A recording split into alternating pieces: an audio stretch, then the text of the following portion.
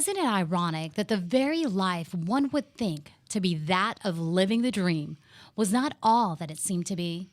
That in reality, a life of excessive drugs and alcohol isn't truly the definition of living it up, but on the contrary. Today's guest is on a mission. He has a newfound passion, and that is a passion to pursue life itself. If you're wondering, whatever happened to Eddie? Well, you'll soon find out, because he's here on this week's episode. I'm your host, Rachel Dares. And I'm Marshall Thomas, and you're on PASSIONDRIVEN.TV. Welcome back for another edition of PD TV. And with us today is our very special guest, Butch Patrick, a gentleman that I've known for 30 years, has been a friend of mine for that long, and a friend of television viewers for like 50 years. The precocious brat from the Munsters, also known as Eddie Munster. And what a pleasure it is to see you, my friend. Marshall's always good to see you. It's been a while since you did one of my radio shows, and so here we are in another phase of the new millennium, and welcome to our digital radio show. I love this. This is awesome. Yeah, I like this. Brings you back to the set of Lidsville when we first did Chroma Key, back in 1971. This is awesome. Well, welcome. Thank you. It is a pleasure to meet you. Thank you, Rachel. She didn't really get to grow up watching the show, but she's familiar with it. Absolutely. Well, yeah. I mean, look at how young she is. How can you not? I'm like the old timer here. The old man in the sea. Yes. In my second half. In my last quarter of my life. You probably have another 100 years. You are a monster. Yeah, right. I am a monster. Yes, I can live indefinitely. That's for sure. Werewolf is a shapeshifter. He can go on and on and on. That's So, right. for those that may not know your background, Yep. could we just touch back on some of the early days of the Munsters and the Beverly Hillbillies Sure. and the Real McCoys and all those things that you did, Adam 12 and so on and so forth. After the Munsters, there was a lot more going on. Lidsville, for instance. Well, it was interesting. I started working in 1961, and I stumbled into the business. I didn't really want to be an actor. It was just I was a kid who could do the job. Mm-hmm. They were actually looking at my little sister, and I went along for the ride. And at the end of the shoot, they took some photos of me. This woman named Mary Grady was starting up Hollywood's first child agency exclusively and needed kids, to fill the files. And I went on an interview. I got General Hospital. I went on another interview. I got a cornflakes commercial. And I went on another interview, and I got a little movie with Eddie Albert and Jane White and Subi Sales and Brenda Lee and Nancy Culp. And I had some credits, and I was off to the races, so to speak. Beautiful. That was the first year General Hospital was ever on the air. Wow. Then after that year, I went over to do the Real McCoys for a year. Mm-hmm. Walter Brennan, Richard Crenna, more good training. Sure, dagnabbit. Yeah. And then I went back to live in the Midwest with my grandma. And I wasn't even in Hollywood when they were casting the Munsters. They actually flew me in, and I met Yvonne DiCarlo at the studio. And at the last minute, they hired the two of us and replaced Joan Marshall and Happy Durman. Mm-hmm. And then pretty much that's when my life really altered for the better. I mean, I was having a good time before, but the Munsters was so popular and was such a kind of a landmark show because they had never even thought of putting makeup and monsters into a comedic situation from the Universal Studios. So There we go. And then I continued working till I was about 19 or 20, and by then I had other passions Had other agendas. that didn't include going to work. Oh, no. Okay, then. Yeah, well, We'll talk about that later. Right. So what was life like being a kid actor? I'm sure you were privy to a lot of things. Well, it's funny. It was fun. I mean, I knew I was doing something cool, and I loved meeting the celebrities and the stars, but I didn't think of it as any kind of special work. I mean, I wouldn't share with my friends at school because when I would work, I would go back to public school, and I just looked at it as a vehicle not to have to go to public school. This was just a way for me to play hooky while working. Right. And but about 9 or 10 years old, I started thinking that when I grew up, I wanted to be a race car driver, and I thought, well, the money I'm making here is going to come in really handy. Sure. For when I finally get old enough to want a race car, I should be able to do that. So I was on a mission because I never wanted to be a career actor. I was only going to work till I was 18. Then the child labor laws would be gone, and I would have to really work, and that wasn't an option. So that would get in the way of my race car driving. So I had a plan, even though I was only like 10 years old. Wow. Not bad. Everybody has to have a plan. And if you're starting that young, that's part of the passion right there, is having that at a young age, a vision of being whatever, race car driver, astronaut, whatever it might be. Well, I was unique. I looked younger than I was, so I could play 8 or 9 when I was 11 or 12, but I was mentally about 15 or 16, and they used to call me a 39-year-old midget as a joke because I would walk around very adult-like. I was the only kid at the Universal lot for 2 years, and when you just hang around adults the whole time, and you got responsibilities of knowing your lines and being on time and somewhat of an adult lifestyle. Even though you're a kid, you sort of run with it. So they didn't treat you like a kid. No, I mean you had responsibilities, and they treated me as an equal, and I had work to do, and that's kind of one of the things in the Munsters. You can notice that as we got into it, they started writing more scripts that had more Eddie material, and they really liked the dynamic between Eddie and Herman. The father and son scripts came along. Fred could do a lot of physical comedy with sports, so they liked the idea of I was always bragging about my dad, and I'd put him into a situation where he would have to perform, or else I would be disappointed, and one thing led to another. So we had a lot of good scripts that featured Eddie. That's where I got the precocious brat. That's actually a quote from one of the episodes. From one of the series. where Fred wanted to be a movie star, and you're setting up on Oh, the yeah, map. yeah. I can be the precocious brat when we go to Hollywood. That's exactly right. That's fun. It was really a good show. We had a lot of comedians, good quality stuff, good writers, good comedic people. A lot of people ask me, like, why do you attribute, or what do you attribute the success and the longevity of those shows? And I go, I think it was just a period of time. The 60s was a wonderful decade for entertainment. TV was still somewhat new. The TV genre wasn't like radio being broadcast on TV like it was in the 50s. They actually had come up with the format that was structured for television. The scripts were written for television, but with the Honeymooners and the stuff before then, it was just radio being broadcast. Right. So that was kind of a neat thing. And then the fact that they could write for talking horses and witches and genies and Martians, and I did all those shows, and people just wanted to be entertained. They didn't want to really reflect upon their day at work. Right. They wanted to come home and be entertained. Right. True. It was definitely it was genius. It was genius because it has that comedic effect, but at the same time, it has kind of like that dysfunction. Yeah. Oh yeah, it was hilarious. And Because it's reality. Right, and it was done by the people that did Leave It to Beaver, so it was a very kid-friendly show for the crew had been together. And Fred did children's books. He was great with kids. Al had a PhD, and this is Herman and Grandpa, respectively. Lily had kids. Pat Priest had kids. So even though I was the only kid there, I was around people that treated me like their own. Sure. They were very good with me. Sure. Speaking of Leave It to Beaver, I just saw an interview with Ken Osmond, who was Eddie Haskell. Sure. And of course, he went on to he got out of acting and became a policeman in Orange County, I believe. And he said the only reason really he made that transition out into the civilian world, if you will, from being an actor was after Leave It to Beaver, things kind of dried up because they look at you, you're typecast. The old typecasting thing is this is who you are, and that's every time we look at you or put you in another project, everybody's going to see Eddie Haskell. Is that and I was very lucky in that because I was under makeup, so when I took my makeup off, I wasn't typecast unless I was going to run around with the velvet shorts and carry a doll. So I went over to Disney and I worked. I continued working. I mean, a lot of people would recognize me from my voice. They would hear me, and they'd look at the TV set, and they go, that sounds like Eddie Munster, whether I was doing a Western or whether I was doing Adam 12 or whatever came along. So I continued to work pretty consistently. So there never was a problem. I forgot about the makeup thing. Yeah, that's true. It's like being a member of KISS. You can still go to the supermarket and not be bothered. Yeah. Well, it's like Al Lewis in the airport. Grandpa Munster, he still looked like Grandpa Munster because he was an adult, number one, and he had a very distinct look and a very distinct sound. And he's a big guy, even though he was next to Fred Gwynn. He was 6'3", so he was an imposing figure where I could go through the airport unless I want to point out who I am. Nobody knows me, and that's the way I like it. Beautiful. I get the best of both worlds. Yeah, discreet. Discreet. That's Discreet. right. Yeah, Discreet. nobody bothering you. We're going to have to wrap it up for this segment. We are going for a commercial break right now. Yeah.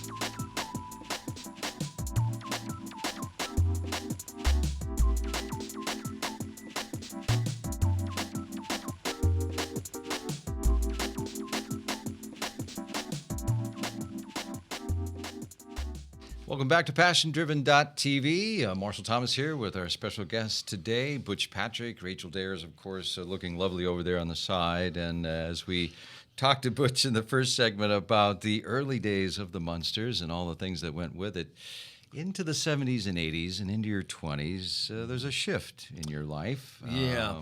As- Actually, the shift started after the Munsters. About 1968, I did a couple things happened. Number one, I was watching Woodstock.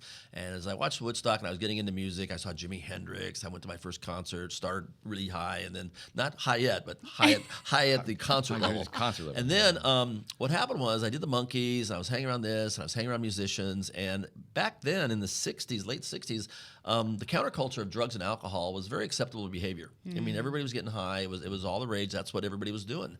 And I couldn't wait to be old enough to do it. That was what I was really looking forward to. Getting 16, getting in my car. I had a girlfriend up in Laurel Canyon. And what happened was one day I took this friend of mine to an interview for a movie. And as the producer came out, he saw me sitting on the couch, and he goes, "You're Butch Patrick." I said, "Yeah." He goes, "Do you have a minute? I'd like you to read for this part." Well, I wound up getting the part that I took my friend up for. But what I didn't know is I'd be in Brazil 4 days later for 3 months with no teacher and no parent. Yikes. All I had to do was show up for work in the morning, and then at the end of the day, I had a lot of money in my pocket, and I could do whatever I wanted to do for 3 months. My sister at my AA chip picker-upper times, she says that I left as Richie Cunningham, and 3 months later I came back as John Lennon. Whoa. And that was my window for I started to get high, and I started to want to party, and that was my trigger summer, I like to call it. And when I came back after that, working was not really my priority. I had a nice car, I had surfboards, I had access to weed and drugs and this and that, and that's kind of where it all started. Yeah. How old were you, Butch? 16. Oh, wow. And I looked about 14.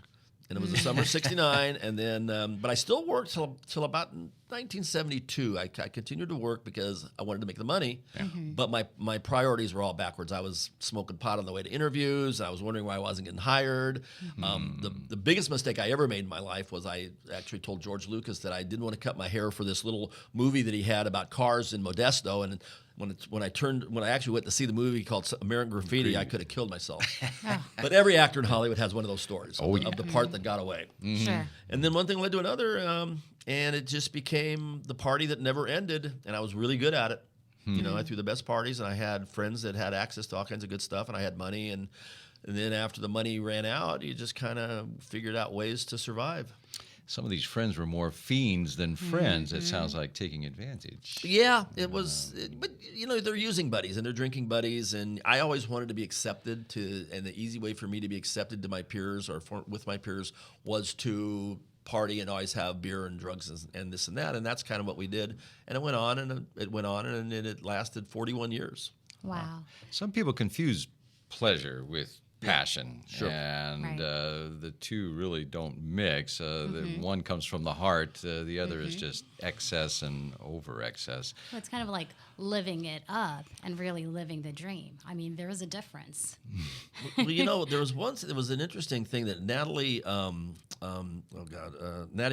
Cole, when she had a problem, she had a big drug problem for a long time, and early on in my sobriety, I listened to one of her things, and she said that when she got sober, she told people, she goes, as much effort and as conniving as you would be and sneaky as you would be to get high, you're going to have 10 times more strength to get sober. Right. Because it's easy, it's kind of a weak thing to stay high, even though it's difficult to do, but to stay sober is even tougher. Luckily for me, I've been able to pull it off with pretty much minimal effort. I just had like a burning bush thing, and I work a program, and I do this and I do that. But all in all, I've been very blessed with the fact that it's been manageable and it's been reasonably easy. Was there a fear factor though, because you called me like 3 days prior to you were in Jersey, I believe. You said, "Hey, Marshall, I'm coming out. I'm going to go to Orange County, but if I don't see you in the next few days when I get there, I won't see you for like months." Was there this trepidation of being removed from all of that all of a sudden? It had been on my mind for years, the last 2 or 3 years, because I knew that there was really no future where I was going. It was scary because, you want to continue that the perpetual day after day after day, because you've been doing it so long, it becomes the norm. Right. And even if it's wrong, it's still what you're used to. And the fact that I didn't really know how to get out from where I was at, and I was offered this olive, this branch, this offer, and the guy he gave me a scholarship. I couldn't afford an expensive treatment center, and everything aligned up. Well, somebody opened up the Yellow Pages. This thing called Oasis Treatment Center popped out. They made a call. The guy accepted me. His father enjoyed the Munsters. He wanted to get a kid actor sober, and one thing led to another, and we all wound up within a 3 or 4 day period, this all came together. I didn't go in there to actually stop getting high. I mean, I went in there to come to the West Coast and get sober, but I never thought it would be everything, all encompassing. And then once I got in there for a couple days, the education is what got me, as I started learning why I was doing what I was doing. And once I got wrapped my mind around it as an educational thing, and I could see that I really was much better off where I was at. I mean, you can't deny the fact you shouldn't be doing what you're doing, but figuring out how not to do it was the trick. And for me, it was an education process of understanding it. Wasn't weakness, wasn't willpower. You have a gene, you have an alcoholic gene, and if your entire life can be fixed by just one thing and learning how not to drink, that's not really too much to ask. I mean, I was looking at it as, you got all this for this. All I got to do is give up one thing and everything else will be good. That's something I think I could do. And then they gave me the tools to fulfill that dream. But you still sought after trying to get rehabilitated. I mean, what life experience was happening in your world, when you were seeking after that? Well, surprisingly, I always thought I would be down and out, and that would get me into rehab when I didn't have any money. I had money. I was doing okay. I was actually functioning, making money. I was unhappy, and I had, but I learned to live with hangovers, and I learned to live with this getting up at 6 in the morning to drink 3 or 4 beers to go back to sleep. I couldn't go through a sleep cycle without having to wake up and get some alcohol in me. Wow. I had a real bad crack problem. I had evolved into a crack head, which was terrible. I always did coke. I mean, one time I was 18, we snorted it, we smoked, we freebasing it was back then, and the Richard Pryor thing, and it evolved into coke. And then there was decades of speed.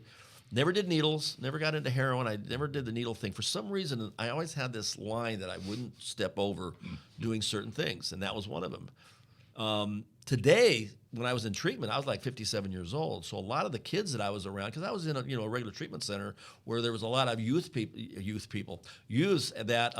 were into prescription drugs, drugs that I had never done, opiates. That was something that I wasn't really knowledgeable, and that's what everybody today is doing, because the prescriptions they go into their grandparents' medicine chest and they find all these meds, and then they figured out it's an easy way to go to the emergency room and fake an illness to get what they want, and that's where the real problem is today, is the meds. Better believe it. Yeah. And there's not a doctor around that isn't quick with that pad to write you whatever you want. Because they're getting kickbacks, and here we are. What are we? We're like 10% of the world's population, or 5% of the world's population. We use 80% of the prescription meds in the entire world. Something's wrong. Astounding number. I didn't know that, but that's an astounding equation. Now, had you, and this is a rhetorical question, I'm sure, you had tried, I'm sure, prior to going to rehab, and it just didn't stick, I guess, in years gone by? Not really. I knew that I should. I never actually went to a rehab. This was the first time I ever went in, which was a good thing. I did go to a detox center. Went out of the detox center after 3 days. Went to the store, bought a 12-pack, got on a plane the next day, and went to rehab. Okay. And that was the last time I ever had a beer. I had 3 Budweisers on the plane home, and to this day I laugh about it. I go, I should have had at least Heineken. But if I'd known the last drink everyone was going to have was Budweiser, I would have upped it. Get the expensive stuff. But I turned down celebrity rehab. I didn't want to do that because I knew that wasn't going to. 21 days with Dr. Drew was not going to get anybody well. He's had 5 people die in his watch. I'm not a big fan. One of them, a friend but of yours. But the deal is that was television, and I'm smart enough to know you're not going to get high and you're not going to get well in TV. Yeah. And a friend of mine said, as a professional, nobody's career gets improved, and as a friend, nobody gets well there. So don't do it. Wow. So I backed out of the deal, and Jeff Conaway, a friend of mine, went in. He died. Jeff Conaway from Taxi. Taxi was a friend, and he passed away. He ended up passing away after. And there were 4 other people that went through that passed away, and I just was glad that I didn't make it through there, and I found Oasis, and the rest is history. And I believe that you guys need to go to a commercial. Well, we're close. We're close. Are we close? Well, let's take a break from Passion Driven TV, and we'll be back.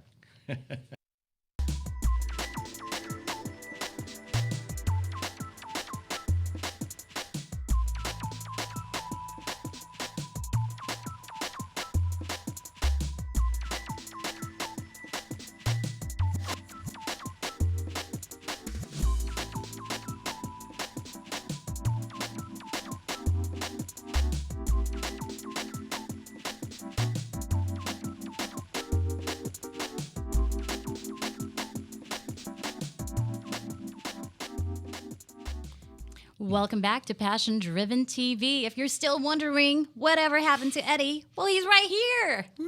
I made it. I'm still here. I'm alive. I'm a survivor. I've survived cancer. I've survived a broken back. I only have one kidney for 40 years and tried to drink myself to death. I won't die. No, Not yet, anyway. Not yet. He's an amazing person, and we're sure glad to have you today, my friend. I'm passionate about life today, that's for sure. That's what we want to hear. As it and should that's be. the message we try to get across. So Rachel says if we can reach one person out there, one person, and Even make just them, one. make them think. Well, when they, I do a lot of speaker meetings, and they say if you have to, they always like to say, what is the one biggest difference? Give us something simple, and I go, well, the biggest difference for me is when I was drinking and using, I could tell you exactly what my day was going to be like because it was the same every day. You'd wake up with a hangover, you'd wake up broke, you would start looking around of how you were going to get through the day and maintain your drug habit. And that was it every day. Get used to it. It's like Groundhog Day. The best thing about being sober, every day is a new adventure. I wouldn't be here if I wasn't sober. I wouldn't be traveling. I wouldn't be meeting fans. I wouldn't have put my book together. Munster Memories is a great book at munsters.com, and it's all based on the feedback I've gotten over the years of how much the Munsters meant to people in their lives, all positive. Nice. I wouldn't have been doing that. I mean, so literally, that's the beauty of the passion of being sober and living your life is. Before I was existing, and I was barely existing, but I certainly wasn't living. And today, it's living. And when you look back, it's like. Everything for a reason, and you're supposed to be where you're supposed to be. And by God, I tried to kill myself, slowly but surely, but it didn't work out. And now, for some reason, my higher power wants me to be here, and it's all good. I love that. Yeah, there is no coincidence. You're put in a place where you should be each and every day that you're around. Well, that's what made it easy for me to accept the fact that I didn't waste my life. It was one of the first things they taught you is you're right where you're supposed to be for a reason. Because one of the big things is you're looking at yourself in the mirror and you want to kill yourself and you go, oh my God, I started off so quickly and look at what you've done with your life. But once you accept the fact you're right where you're supposed to be, you quit beating yourself up. And you just look forward instead of looking back. That's it. Right. One moment at a time, one day at a time. And they say it's not how you begin, but how you actually, end, It's or true. that it's that happy ending. It's that legacy that you leave behind. And there's always that redemption story. And I just loved hearing your testimony today. Yeah, it was interesting. I mean, the place that I went, it was a little bit of AA, it was a little bit of this, a little bit of NA, a little bit of this. I mean, you could pick your own higher power. It could be a doorknob, but as long as you have something that you're thinking about, and you do your prayers in the morning, and you like, for me, my mantra is GOD, but that's good orderly direction. And yeah, there's God in there, but it's good orderly direction. I took direction as a kid. I was good at it.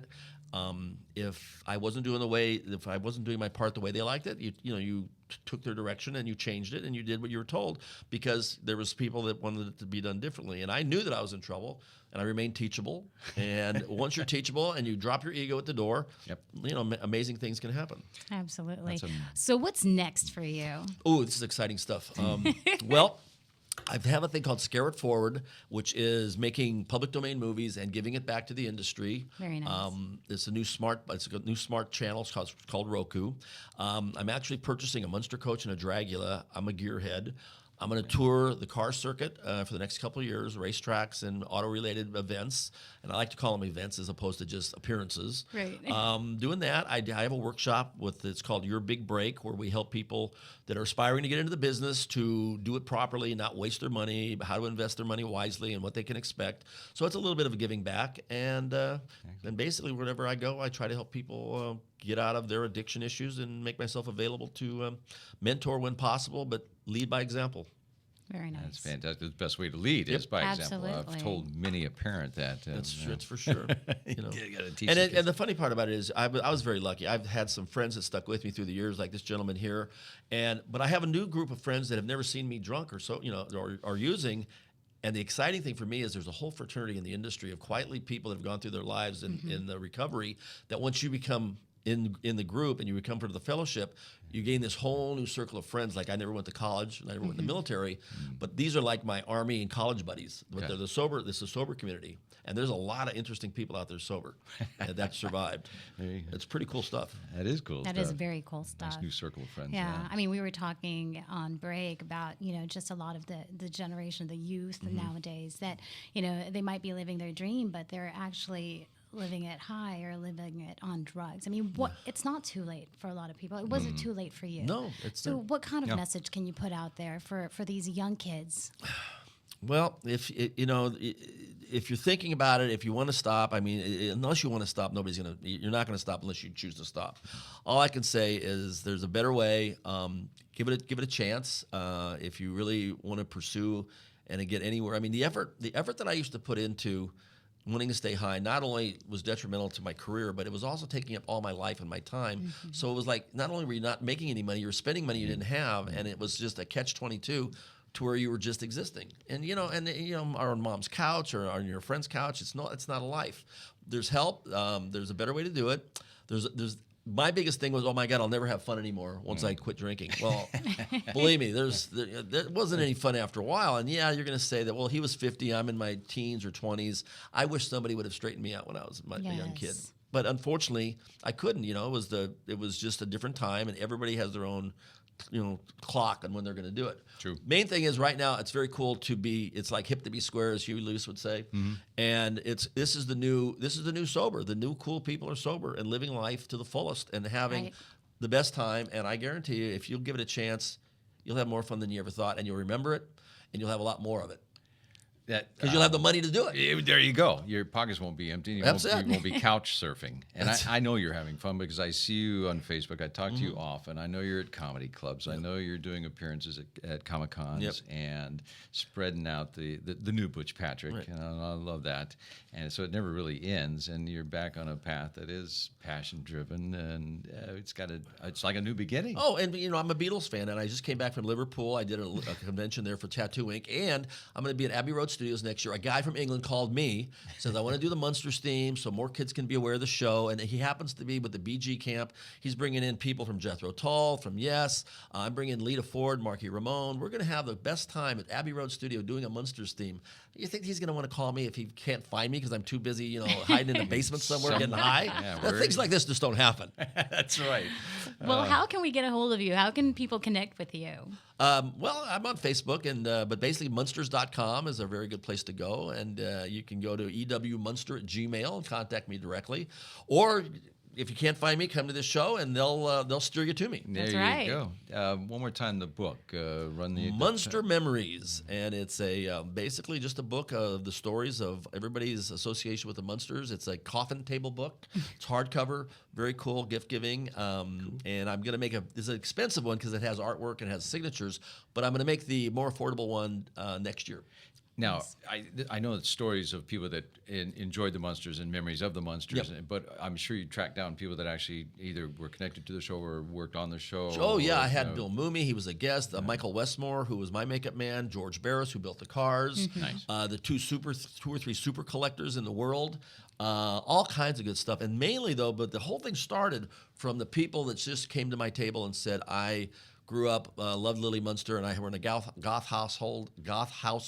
But my kids love me, and my neighbors love me, and what would Lily do? Moments, this and that. Okay. and then we just had people that were into hot rods. I loved the Munster coach, so I collected cars, and just the stories go on and on. But they're all very positive stories about how much they enjoyed growing up with that show, and it's like my extended family globally. It's amazing. Mm-hmm.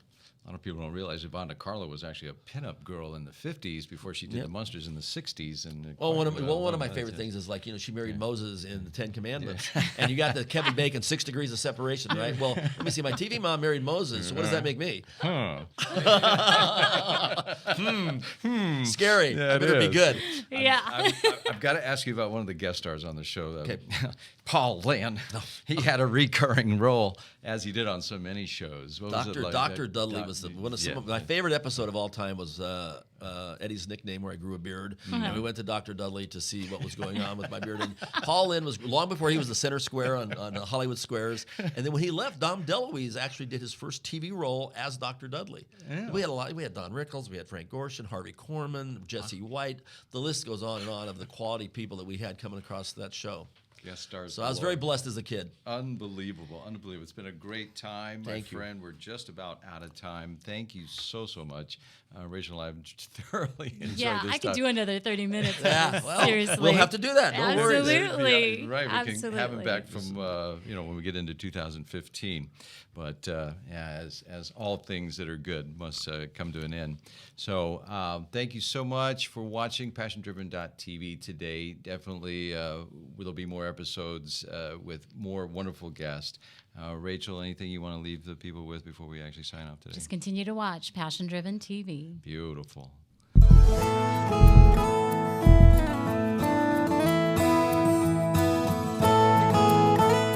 I really want to thank Butch Patrick for being here today and sharing his life story full of ups and downs, something that we all face from time to time. And I think the key word here is facing those things that we perceive as difficult, those big challenges, those hurdles that seem too high to tackle. The solution is to change that notion of fear of a major change in your life and stay in the moment right now where everything is just fine. Break down whatever it is to one thing that could be done today, right this moment.